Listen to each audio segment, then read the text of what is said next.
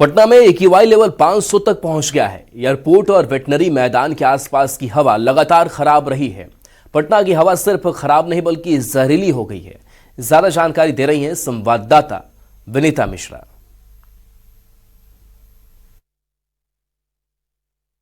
राजधानी पटना समेत बिहार की कई ऐसे महत्वपूर्ण शहर हैं जहां पर एयर क्वालिटी लगातार खराब होती जा रही है। खासकर अगर ठंड के दिनों की हम बात करें तो ठंड के दिनों में अमूमन ऐसा देखा जाता है कि जो वायु की गुणवत्ता है वो खराब हो जाती है, लेकिन पटना की जो एयर क्वालिटी है वो सिर्फ खराब नहीं बल्कि जहरीली हो गई है। ऐसा हम इसलिए कह रहे हैं क्योंकि जो एयर क्वालिटी इंडेक्स है उसके मुताबिक अगर आप अभी सर्च करेंगे कि आपके आसपास की हवा कैसी है तो आपको ये साफ तौर पर नजर आएगा कि आपके आसपास की हवा, खासकर अगर आप पटना में रह रहे हैं तो जहरीली है। और ये देखिए, जैसे ही आप AQI चेक करेंगे, अभी सुबह के 8 बज रहे हैं और पटना में जो एयर क्वालिटी है वो 504 है। और अगर इस ग्राफ को हम देखें तो 1 से 50 तक गुड यानी ग्रीन दिखाई जा रही है, यानी एयर क्वालिटी अच्छी है। लेकिन जैसे जैसे आगे बढ़ेगा वैसे वैसे एयर क्वालिटी खराब होती जाती है। 50 से 100 ठीक ठाक और 100 से 150 पुअर यानी खराब, 150 से 200 अनहेल्दी, लेकिन 200 से 300 यानी वो खराब है।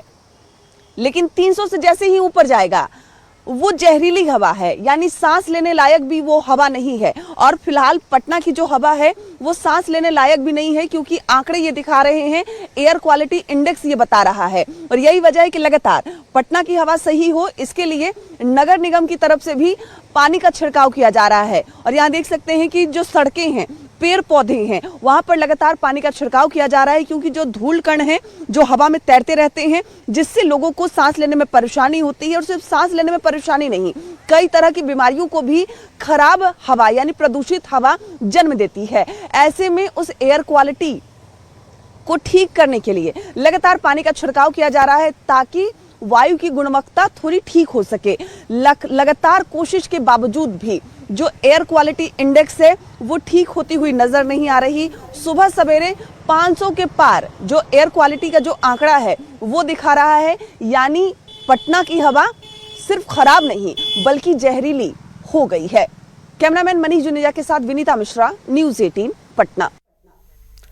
भागलपुर में तापमान में गिरावट और पछुआ हवा चलने से ठंड बढ़ गई है। ऐसे में फुटपाथ पर जिंदगी बिताने वालों के लिए भागलपुर निगम प्रशासन ने तैयारी पूरी कर ली है। शहर में रैन बसेरों की मुकम्मल व्यवस्था की गई है।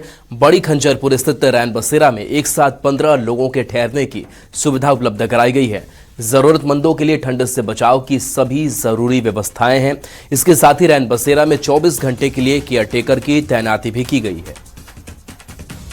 पैसा भी लिया जाता है? नहीं, निःशुल्क है। कितने लोग आते हैं यहाँ पर?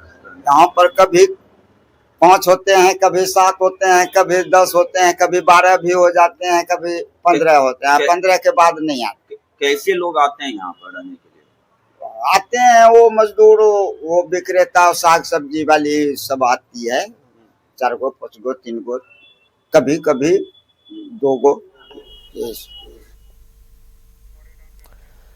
सिवान में पछुआ हवा ने ठंड बढ़ा दी है। खासकर सुबह शाम लोगों को ठंड महसूस हो रही है। हालांकि आज सुबह में धूप निकलने के कारण लोगों को ठंड से राहत मिली है। मौसम का हाल बता रहे हैं संवाददाता मृत्युंजय सिंह।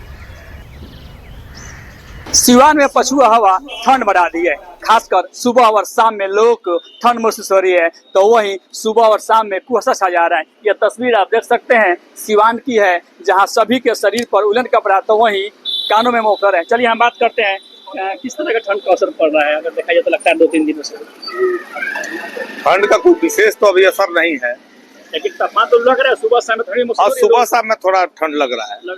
हाँ, पछुआ हवा कनकनी तो बढ़ा दी है। हाँ, थोड़ा कनकनी शाम में रह रहा है, फिर सुबह में रह रहा है। दिन भर तो अभी तो मौसम ठीक है, अभी तो खुशनुमा है। आगे देखिए, लग रहा है कि मौसम अपना रंग दिखाएगा। रंग दिखा रहा है। क्या नाम है आपका?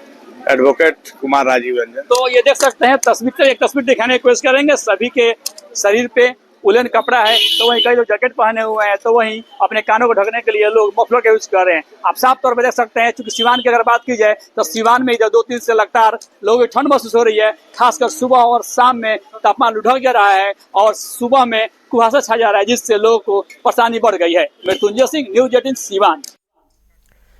पटना में ट्रैफिक व्यवस्था दुरुस्त करने के लिए लगातार कोशिश की जा रही है। अब यातायात नियमों की अनदेखी करने वालों की खैर नहीं होगी। बार बार ट्रैफिक नियम तोड़ने पर अब फिर से प्रशिक्षण लेना होगा। ज्यादा जानकारी दे रही है संवाददाता विनीता मिश्रा। पटना में यातायात नियमों में कुछ बदलाव किए गए हैं। अब ट्रैफिक नियम तोड़ने वालों के साथ सख्ती की जाएगी। अगर आप लगातार 3 बार ट्रैफिक नियमों का उल्लंघन करते हैं तो आपको फिर से प्रशिक्षण लेना होगा। जी हां, यातायात नियमों में अब बदलाव किए गए हैं और उसके तहत बार बार उल्लंघन करने पर अब आपकी खैर नहीं है। 3 बार से ज्यादा यातायात नियम तोड़ने पर आपका ड्राइविंग लाइसेंस जब्त कर लिया जाएगा। उनके नाम वेबसाइट पर सार्वजनिक किए जाएंगे। लाइसेंस तभी वापस होगा जब वो यातायात नियमों का प्रशिक्षण लेंगे। प्रशिक्षण अधिकतम 1 माह का होगा। 1 जनवरी से 13 दिसंबर तक 30 लाख से अधिक लोगों का यातायात नियमों के उल्लंघन के आरोप में चालान काटा गया। इसमें परिवहन विभाग ने 5,86,091 तो ट्रैफिक पुलिस की ओर से 24,22,492 लोगों का चालान काटा गया। हर महीने ऐसे चालकों की संख्या बढ़ती जा रही है जो नियमों का उल्लंघन कर रहे हैं। ऐसे चालकों पर नकेल कसने के लिए विभाग ने तैयारी कर रखी है। विभाग ने तय किया है कि बिहार में यातायात नियमों को 3 बार तोड़ने वाले वाहनों के नाम को वेबसाइट पर जारी किया जाएगा।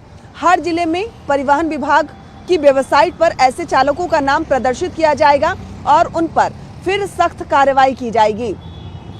और अगर बात करें कि किस तरीके का जो उल्लंघन है, तो ओवरलोडिंग यानी तेज गति का वाहन, सिग्नल यानी रेड लाइट को पार कर जाना, बिना हेलमेट के गाड़ी चलाना, बिना सीट बेल्ट के गाड़ी चलाना, ये तमाम ऐसे नियम है। अगर आप इन नियमों की अनदेखी करते हैं, बिहार में आप कहीं भी रह रहे हो, तो आप पर अब जो यातायात विभाग है वो सख्त होगा और उसके मद्देनजर आप पर कार्रवाई भी की जाएगी। लगातार यातायात नियमों का आप उल्लंघन करेंगे तो आपको गाड़ी चलाने योग्य नहीं माना जाएगा और उसके बाद आप गाड़ी भी नहीं चला पाएंगे। कैमरामैन मनीष जुनेजा के साथ विनीता मिश्रा, न्यूज़ 18 पटना।